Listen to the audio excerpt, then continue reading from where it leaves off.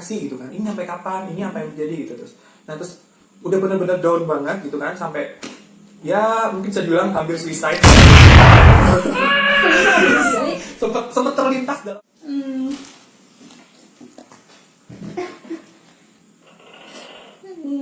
Udah 3 tahun dan sampai sekarang aku masih nggak percaya kalau itu benar-benar ini kejadian.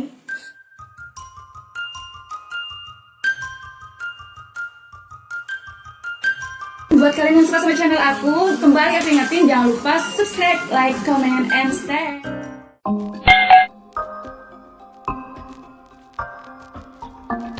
Hai guys, balik lagi sama aku di sini gadis. Kali ini aku nggak sendirian.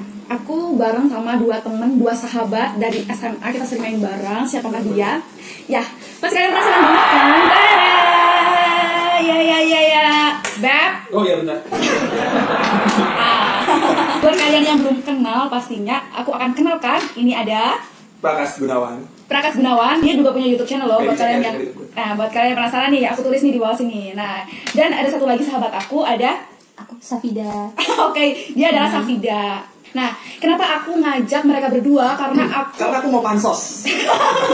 nggak zaman ya. Karena gue mau pansos, channel dia lebih bagus dari channel gue. Bukan, dan itu kita berdua tuh punya channel yang sama-sama menarik guys, gitu kan. Nah, dia belum punya YouTube channel, tapi nanti aku akan kasih Instagramnya dia nih di bawah sini. Oke, kenapa aku ngajak mereka berdua? Karena aku ingin sharing pengalaman yang benar-benar bikin kalian itu tidak akan mengira kita itu bisa punya pengalaman yang seperti itu. Nah, pengalaman apa sih? Nah, pengalamannya adalah kita akan berbagi cerita tentang pengalaman kita yang tidak terlupakan, yang paling menyedihkan, dan yang paling pokoknya mengena banget ya di kehidupan kita. Yang pertama kita mulai dari siapa dulu nih yang mau cerita? Lu ya? Boleh. Jadi kita dengerin dulu nih sharing dari Prakas. Apa sih sebenarnya pengalaman dia yang paling menyedihkan dan bisa membuat dia itu berubah, yang mungkin bisa membuat dia mengerti tentang pelajaran hidup. Oke, berkesan dalam hidup ya. Nah, jadi kalau bisa dibilang ya, ini sih sebenarnya dulu aku percaya nggak percaya kalau hal ini tuh ada gitu kan. Maksudnya ternyata aku mengalami hal ini gitu. Jadi kalau kita pernah, mungkin beberapa orang pernah dengar tentang quarter life crisis ya. Apa? Yang Quarter life crisis. Nah, itu tentang krisis kehidupan di seperempat usia. Jadi kadang orang-orang tuh di usia antara 20 sampai 30 tahun itu kebanyakan orang mengalami hal itu gitu. Jadi kayak itu tuh di mana lu berada di titik terendah di hidupmu. Jadi lu berasa kayak hidupku tuh apa sih tujuannya gitu kan? Hidupku apa tujuannya? Aku diciptakan buat apa? Terus aku berasa nggak berguna dalam hidupku saat ini gitu kan? Nah, aku tuh baru-baru aja ngalamin hal itu. Jadi sebelumnya tuh karena kita kan lagi corona ya, terus kebetulan kerjaan juga lagi diliburin gitu. Terus mungkin karena efek terlalu lama di rumah dan gak ada kegiatan apa-apa, jadi merasakan hal itu gitu loh. Jadi kamu karena dampak dari virus corona ini kamu sempat di PHK gitu ya, Bang? Sebenarnya sih bisa dibilang bukan di PHK ya. Kalau di PHK kan itu lebih benar-benar udah putus hubungan kerja kan. Nah, kalau aku itu untuk saat ini posisinya adalah di rumah kan. Jadi masih ada kemungkinan untuk dipanggil lagi gitu. Tinggal tunggu waktunya sih. Terus pada saat nih 3 bulan ini ya, kamu di rumah gitu, di rumah nggak ada kerjaan gitu. Hal apa yang bikin kamu punya pikiran bahwa yang kamu ceritain barusan itu yang paling menyedihkan itu apa gitu? Terus apa yang kamu lakukan pada saat itu? Jadi kenapa aku sempat berpikir, oke ini quarter life crisis nih yang aku alamin itu tuh karena kayak apa ya? Mungkin karena pertama gak ada kegiatan ya, bener-bener yang setahun sebelumnya itu full setiap hari kerja di rumah tuh cuma weekend gitu kan. Nah ini bener-bener tiba-tiba nggak ada kerjaan di rumah, nggak ada aktivitas apapun. Kebetulan juga kan kita lagi ini kan awal-awal stay at home, jadi itu kan keluar nggak bisa, main nggak bisa, jadi mau nggak mau emang harus stay di rumah. Nah itu mungkin stresnya dari situ karena nggak ada kegiatan, nggak ada aktivitas, di rumah aja, Bingung mau ngapain? dan ketambah pikiran bahwa karena awalnya biasa kerja terus tiba-tiba nggak ada kegiatan kan pasti Kaget banget ya. Aktivitasnya tiba-tiba berubah 180 derajat gitu kan. Terus jadi kayak pikir, ini gue kenapa sih gitu kan, ini sampai kapan, ini apa yang terjadi gitu. Terus udah benar-benar down banget gitu kan, sampai ya mungkin bisa dibilang hampir suicide gitu kan. Serius mau bunuh diri? Sempet terlintas dalam Oh my otak god, gitu kan. seorang Prakas Beb sempat bunuh diri karena dia benar-benar mau bunuh diri. Oh my god. Dan itu lu caranya mau bunuh diri itu pakai cara apa, Beb? Nyampe lu punya Ya gue pikiran? nggak tahu, pokoknya intinya semacam kayak bunuh diri tapi intinya bukan cari. udah selesai hidup gue gitu kan, di titik ini gitu kan. Itu yang benar-benar yang kan apa ya, itu yang udah down rendah, kayak nggak, pokoknya dia lah yang biasa kerja, biasa ketemu banyak orang terus tiba-tiba Biasa punya duit, itu tiba-tiba nggak utamanya punya sih. duit gitu kan. Tiba-tiba Terus gajian gitu.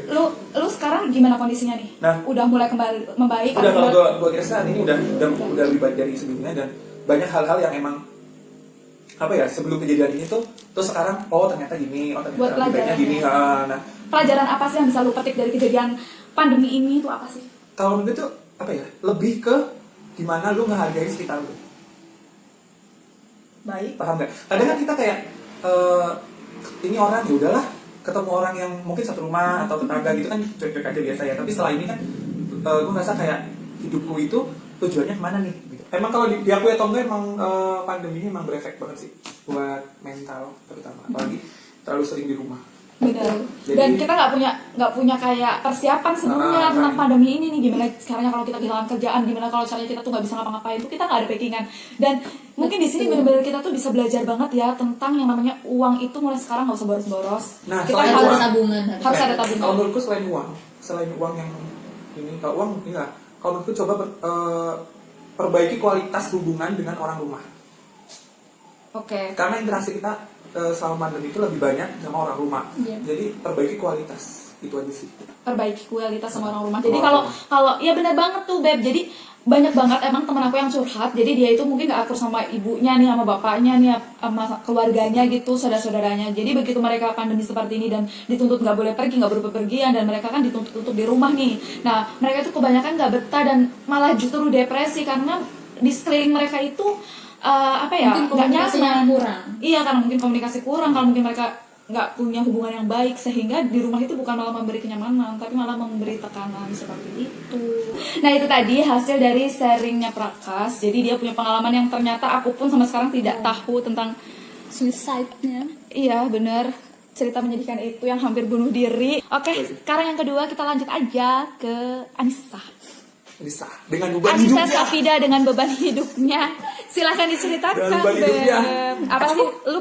Lu punya masalah apa yang kita nggak tahu? Mungkin lu bisa ceritain di sini. Siapa tahu kalian semua juga pernah ngalamin nih sama yang kejadian sama yang Anissa alami. Terus bisa ya buat pelajaran dan sharing juga buat yang nonton.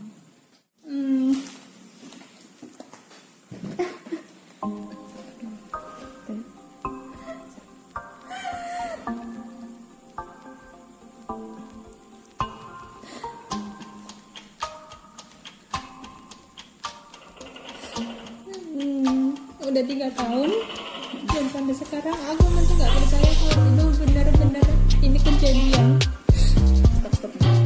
Stop dulu ya.